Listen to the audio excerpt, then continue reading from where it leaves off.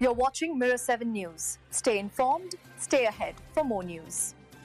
As autumn settles in and the days start feeling shorter, there's another yearly ritual Americans are preparing for: the end of daylight saving time. Yes, it's almost that moment when we'll fall back, turning our clocks back 1 hour and gaining a little extra sleep, even if it means darker evenings are ahead. Daylight saving time for 2025 officially ends at 2 a.m. local time on Sunday, November 2nd.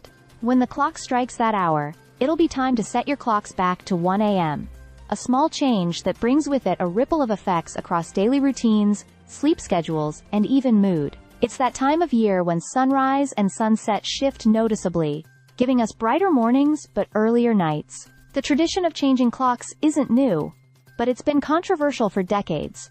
The practice dates back to World War I, when it was introduced as a way to conserve fuel and energy by making better use of daylight. The U.S. officially adopted it in 1918, repealed it a year later because of public backlash, and then brought it back again during World War II.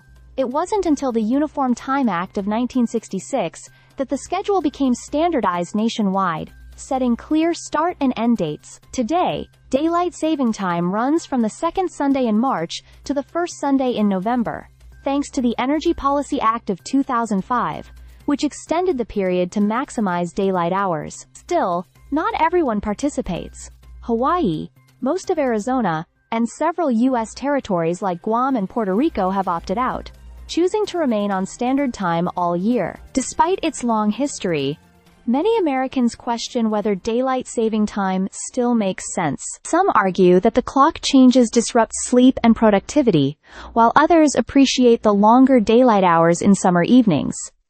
Over the past few years, there's been growing political momentum to make daylight saving time permanent. In fact, the Sunshine Protection Act, passed by the Senate in 2022, aimed to do just that, though it stalled in the House.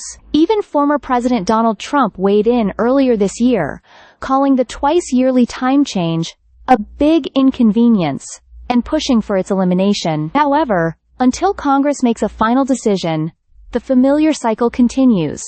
We'll keep springing forward in March and falling back in November. So when that first weekend of November arrives, remember to turn your clocks back an hour before bed. Enjoy that bonus hour of rest. It's one of the few gifts that time actually gives us back each year. Stay subscribed for more videos.